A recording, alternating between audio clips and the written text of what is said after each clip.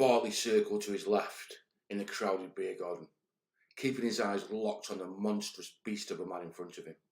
He must have been 6'6" and 25 stone plus, thought Bartley. But could he fight? Most bullies were all gas and hot air, Bartley thought, as he thrust a solid jab into the bushy beard that covered the giant's chin. It landed flush, but all that it mustered was a smirk as the beast-like man in front of him swung a huge hammer fist down that glanced off Bartley's head and onto his shoulder, sending a shockwave of pain through his body. He could fight, Bartley mused, as he grimaced in pain and took a momentary step back.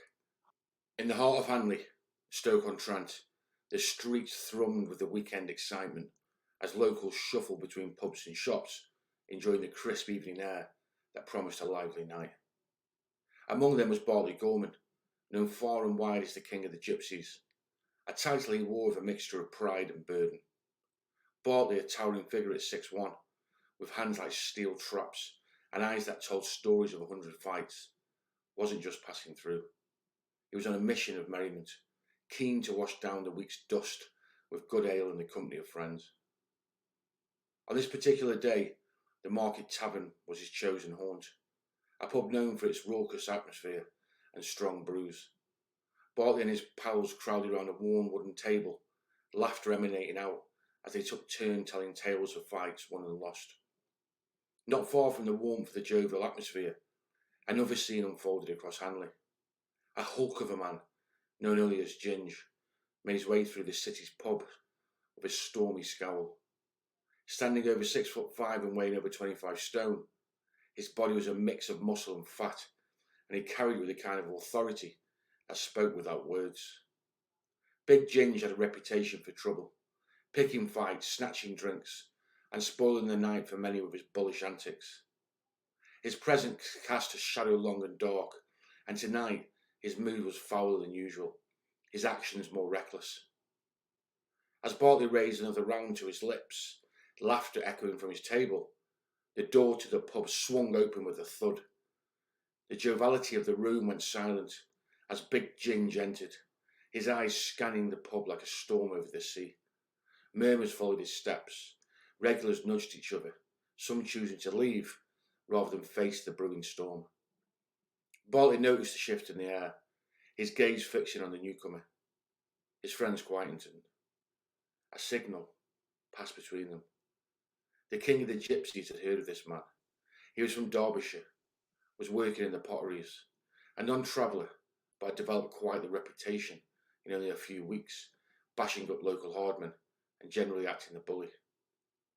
As Big Ginge approached the bar, snatching a pint from a startled patron, Bartley's deep voice cut through the tension. "Why not come share a drink rather than taking another's? There's plenty here." The pub held its breath. Ginge turned, his face a mask of surprise and irritation.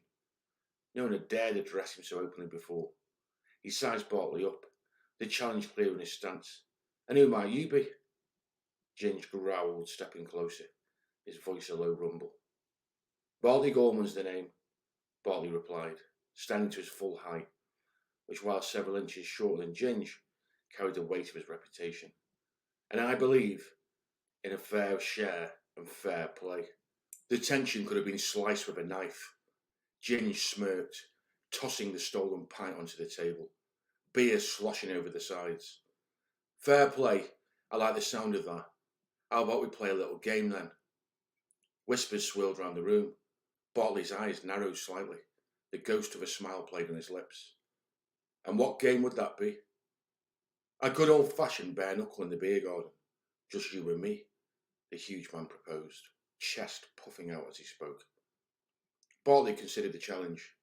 His gaze never left the monster of a man in front of him. The pub's patrons watched, some with fear, others with a spark of excitement. This was Hanley after all, where tales of fights were as common as the cold dust in the air. "All right," Bartley agreed, "but let's keep it clean and fair. Winner drinks free tonight, courtesy of the loser."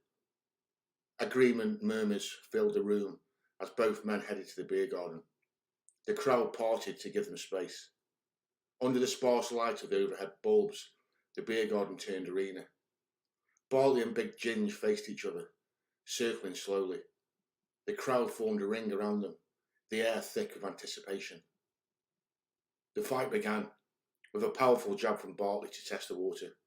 It had little effect, and Big Ginge swung an unorthodox but effective hammer-like blow, bringing his beef slab hand down like the jackhammer aimed at Bartley's head. It missed, but landed on Bartley's shoulder, which shook him to his core. The huge man took his moment to try and grab the smaller man in a bear hug, to squeeze the life out of him, but was met with a massive headbutt from the king of the Gypsies, one that the outlaw Henry Francis would have been proud of. It split Ginger's nose right down the middle, but didn't deter the big man, as he roared like an injured bear and swung a succession of meaty hooks. Ginger's size and power were formidable, but Bartley's technique and experience were evident. He dodged a heavy right hook, countering with a swift uppercut that rattled the bigger man's chin. The bully stumbled, unaccustomed to such resistance. Back and forth they went, trading blows that would fell lesser men. Bartley's knuckles were bloodied, but his spirit undeterred. Ginger's eye was swelling shut, his breaths coming in heavy gasps. The small crowd cheered and jeered by turns, the atmosphere electric with a raw energy. As the fight wore on, it was clear that Bartley's stamina and skill outmatched the bigger man's brute strength. With a final, decisive blow, Bartley landed a bull punch that sent Big Ginge rolling onto the cold ground. The bully lay there, chest heaving, as Bartley extended a hand to help him up, an offer of peace after the storm. The big man, pride wounded, and a face a mask of welts and blood, grasped Bartley's hand and rose. The crowd erupted into applause, their respect for the king of the Gypsies deepening. Bartley clapped the huge man on the back, leading him into the pub, where pints were already being poured in celebration.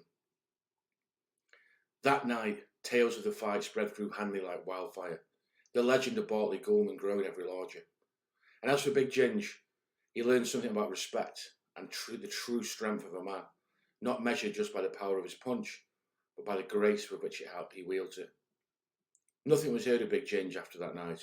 He took defeat gracefully, almost as if his spirit had been broken, and headed back to Derbyshire, never to be heard of again. This was a story given to me that happened at some point in the 70s, and I've used some creative license to give it some extra punch. I hope you enjoyed it, and if so, let me know other stories that you'd like me to recreate in this storytelling format. I've also got a number of very good, very well researched mini documentaries coming up, which are taking time to piece together and put in the correct manner to do them justice, but they'll be coming very soon as well. If you haven't already, get over to inquirermedia.co.uk, where there's a number of different stories which are written and articles on IPP and different prisoner and justice things as well, if you're interested in that kind of thing. Okay, if you enjoyed it, hit the like, hit the subscribe. Take care till next time.